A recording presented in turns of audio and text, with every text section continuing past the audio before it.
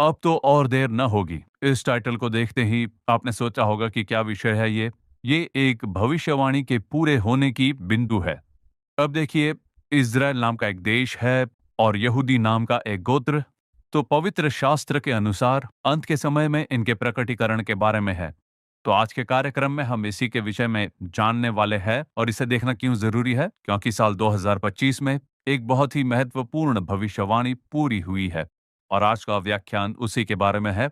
तो चलिए हम लोग भविष्यवाणियों को देखेंगे। सबसे पहला है साल 1917 में बॉलफोर डिक्लेरेशन। लगभग 1900 साल विलुप्त हुए एक गोत्र को फिर से लौट आने का एक मौका मिला। प्रभु ने उस भविष्यवाणी को पूरी की। ये कौन सी भविष्यवाणी है? यशायाह भविष्यवाणी की पुस्तक अध्याय क्रमांक 43 वचन 5 से 7। मत डर, क्योंकि मैं तेरे साथ हूँ। मैं तेरे वंश को पूर्व से ले आऊंगा और पश्चिम से भी इकट्ठा करूंगा। मैं उत्तर से कहूंगा दे दे और दक्षिण से कि रोक मत रख। मेरे पुत्रों को दूर से और मेरी पुत्रियों को पृथ्वी के छोर से ले आओ। और एक जो मेरा कहलाता है, जिसको मैंने अपनी महिमा के लिए सृजा, जिसको मैंने रचा और बनाया है। और जैसे ये वचन बताता है, उसी के अनुसार 1917-1918 में बॉलफोर डिक्लेरेशन की शुरुआत हुई। चारों ओर से यहूदी लोग इज़राइल की ओर कूच करने लगे।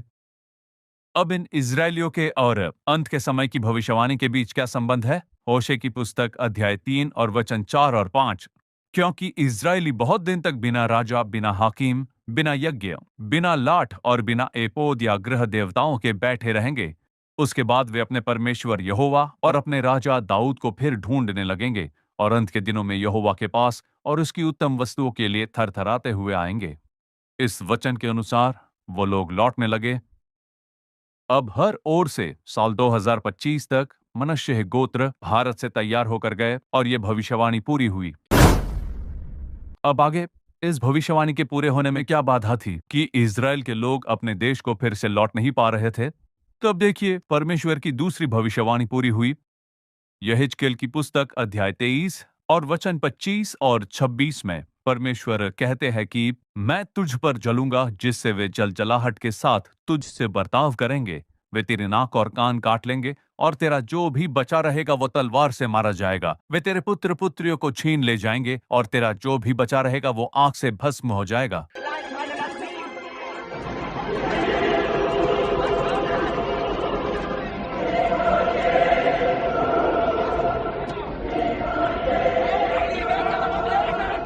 वे तेरे वस्त्र भी उतारकर तेरे सुंदर सुंदर गहने छीन ले जाएंगे।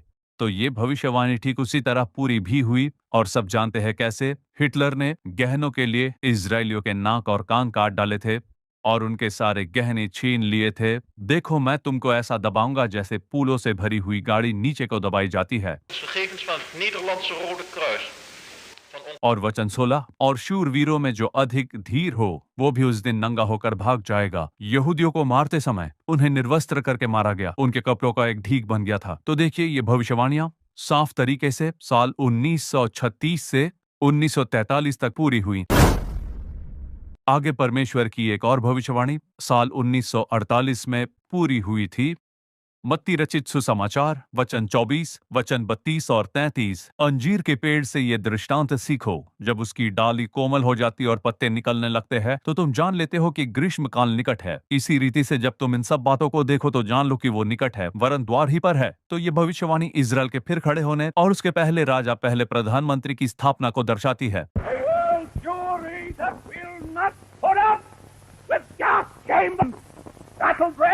और इस भविष्यवाणी के अनुसार मई 14 तारीख साल 1948 को यह भविष्यवाणी पूरी हुई।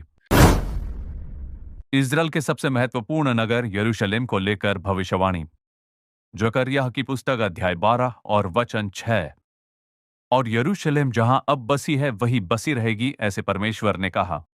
साल 1967 5 जून से जो 6 दिन का युद्ध हुआ, वहां पर यह भविष्यवाणी पूरी हुई और लगभग 1900 साल यरूशलेम नगर से जिन यहूदियों को निकाल दिया गया था वो फिर से ऑफिशियली प्रवेश कर पाए। ये नगर फिर से उनके हाथों में आ गया। और जकरिया के 12 के 6 में यरूशलेम जहां अब बसी है वही बसी रहेगी। इसका मतलब यरूशलेम शहर फिर से इजराइल की राजधानी बनेगी। यही भविष्यवाणी है। और साल 2018 में यह भविष्यवाणी पूरी हुई। सारे विरोध के बावजूद उस समय के अमेरिकी राष्ट्रपति डोनाल्ड ट्रंप ने यरूशलेम को इजराइल की राजधानी करके घोषित किया। और फिर देखिए जकरयाह अध्याय 12 और वचन 3 और 4 में उस समय पृथ्वी की सारी जातियां यरूशलेम के विरुद्ध इकट्ठी होंगी, ऐसा उसमें लिखा है। तो उसी के अनुसार ये जो टू स्टेट सोल्यूशन है कि यरूशलेम को इजराइल की राजधानी नहीं बनने देना चाहिए, उसके दो भाग कर देने चाहिए, जिसका एक भाग पैलेस्टीन को और एक भाग इजराइल को दे दिया जाए। इस बात को संयुक्त राष्ट्र के सामूहिक सभा में उठाया गया था। ये जकरयाह की पुस्तक अध्याय 12 और वचन 3 और 4 की भविष्यवाणी की पूर्ति है। लगभग 128 देश इजराइल के विरुद्ध में खड़ी हो गई थी। और इसी बीच एक और भविष्यवाणी, एक बहुत ही महत्वपूर्ण भविष्यवाणी की पूर्ति हुई साल 2018 में। जैसे परमेश्वर ने कहा उसके अनुसार, जो गिनती के अध्याय 19 में है, रेड हीफर कहा जाने वाला लाल बछिया यरूशलेम में बलि देने के लिए तैयार किया गया।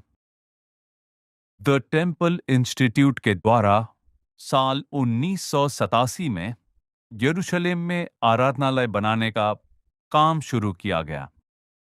अब इस संगठना के द्वारा बर्तन, याजक के पोशाक और आराधनालय के लिए जरूरी सारी चीजों को लाया गया। विशेष रूप से मेनोरॉक कही जाने वाली 7 शाखाओं की तीवट लाई गई और वो बिल्कुल तैयार है। तो तीसरे आराधनालय को बनाने की तैयारी हो चुकी है। अब ये तीसरा आराधनालय कब पूरा होगा? मत्ती रचित सुसमाचार अध्याय 24 और वचन 15। यहाँ जब उजाड़ने वाली घृणित वस्तु की चर्चा होती है तब उसे पवित्र स्थान में खड़ी हुई देखने की बात हो रही है। पवित्र स्थान में मसीह विरोधी उस आखिरी सर्वाधिकारी को आकर खड़े होना है, तब वहां आराधनालय की स्थापना होगी। अब आराधनालय के लिए जरूरी सारी चीजों की तैयारी हो चुकी है। परमेश्वर के कहे अनुसार आराधनालय बनाने के लिए जरूरी सारी चीजों की तैयारी हो चुकी है। साल 2022 हम जिस रेड हीफर की बात कर रहे थे उसे यरूशलेम नगर में लाया जा चुका है। अब बलि भी बिल्कुल तैयार है। यरूशलेम के आराधनालय की स्थापना के लिए जरूरी सारी चीजों की तैयारी हो चुकी है।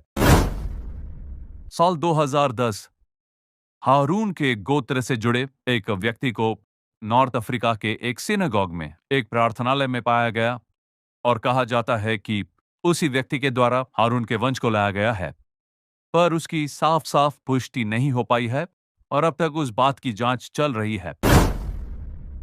साल 2025 अब ये जो कार्य है बहुत महत्वपूर्ण है। अब साल 2025 में जो भविष्यवाणी पूरी हुई है वो है हारून के वंश से लेवी गोत्र में से व्यवस्था के अनुसार लेव्य गोत्र में से याजक के रूप में एक व्यक्ति को चुन लिया गया है और तो और उनका ऑर्डिनेशन भी हो गया है, मतलब अभिषेक भी हो गया है। उनका नाम है रबी बाराक कहन। अब कहा जाता है कि उन्होंने आराधनालय की बलियों के विषय में और बाकी सभी कार्यों के बारे में अपनी पढ़ाई पूरी कर ली है। मतलब अब मुख्य याजक भी बिल्कुल तैयार है। आराधनालय के लिए जरूरी सारी चीजों की तैयारी हो चुकी है। अब ध्यान दीजिए, मैं तुरंत आपको एक बार फिर बता देता हूं। साल 1917 बॉलफोर डिक्लेरेशन, साल 1948 इजराइल एक स्वतंत्र देश बना, साल 1967 यरूशलेम उनके अधीन हुआ, साल 2018 यरूशलेम राजधानी बन गई। उसी साल 2018 में लाल बछिए का खोज किया गया। साल 2022 लाल बछिए को यरूशलेम में लाया गया। साल 2010 हारून के वंश का पता लगाया गया। साल 2025 हारून के वंश में से लेवी गोत्र में से मुख्य याजक के रूप में भविष्यवाणी के अनुसार यहेजकल की पुस्तक अध्याय 44 में परमेश्वर ने 15वें वचन में जो कहा है कि सादोक की संतान मेरी सेवा टहल करेंगे, तो ये भी पूरी हो गई है। अब उन्हें सिर्फ एक चीज की जरूरत है, वो खुद ही बताते हैं हमारे पास सब कुछ तैयार है, सिर्फ एक चीज की जरूरत है, वो है आराधनालय के लिए जगह। आराधनालय के लिए जगह टेम्पल माउंट के नाम से जाना जाता है और वहीं पर राजा सुलेमान की पहली आराधनालय और जरुब्बाबेल की दूसरी आराधनालय थी। अब वहां पर एक दूसरे धर्म का पालन हो रहा है और वो लोग चाहते हैं कि इसी स्थान पर वो आराधनालय बने। और पैलेस्टीन भी कह रहा है कि हम वो जगह नहीं देंगे, पर पवित्र शास्त्र कहता है कि तीसरी आराधनालय का बनना बिल्कुल तय है। अब इतनी भविष्यवाणियां पूरी हो चुकी है, अब आगे क्या होगा? अब ये आराधनालय जहां पर थी उसी पर्वत के लिए एक युद्ध हुआ। साल 2023 में अक्टूबर 7 को इस युद्ध की शुरुआत हुई और आज तक वो युद्ध जारी है। अब पूर्ति होने के लिए जो भविष्यवाणी है अब इस जून के महीने में पहले 2 हफ्तों में इस पर्वत को, जहां पर वो आराधनालय है, उस यरूशलेम के ओल्ड सिटी को पैलेस्टाइन के हवाले करने की घोषणा की है संयुक्त राष्ट्र ने, और कहा गया है कि न्यू सिटी को इजराइल के हवाले कर दिया जाएगा। तो यही है टू स्टेट सॉल्यूशन, यरूशलेम के 2 भाग। अगर आप पूछते हो कि क्या यह संभव है, तो दुनिया के सभी देशों ने इसका समर्थन किया है। यूरोपियन और अरब देशों ने भी इसका समर्थन किया है। जकरिया की पुस्तक अध्याय 12 वचन 3 और 4 के अनुसार, उस समय पृथ्वी की सारी जातियां यरूशलेम के विरुद्ध इकट्ठी होंगी। यहाँ भविष्यवाणी पूरी होती है। इसका अंत ही तीसरे विश्व युद्ध की शुरुआत हो सकती है। तो अब तक जो परमेश्वर की भविष्यवाणी है, साल 1917 से साल 2025 तक, लगभग इन 120 सालों में साफ साफ कहा जाए तो 1948 से 2025 तक, मतलब 77 साल, सारी भविष्यवाणियों की पूर्ति हुई है। अब सिर्फ एक बात हमारे लिए महत्वपूर्ण होगी, जब ये बात होने लगे लूका 21 का 28, तो सीधे होकर अपने सिर ऊपर उठाना, क्योंकि तुम्हारा छुटकारा निकट होगा। तो ध्यान दीजिए, इतनी सारी भविष्यवाणियां पिछले 77 सालों में पूरी हुई है और अब भी पूरी हो रही है। अगर यीशु की इतनी सारी भविष्यवाणियां पूरी हो रही है, तो जैसे उन्होंने कहा मैं शीघ्र आऊंगा, ये भविष्यवाणी भी पूरी होगी। अब तो और देर न होगी। अब कलीसिया के पास सिर्फ तैयार होने का समय बाकी है। कलीसिया को तैयार करें, आप भी तैयार हो जाइए और दूसरों को भी तैयार कीजिए। राजा आ रहे हैं, अब तो और देर न होगी।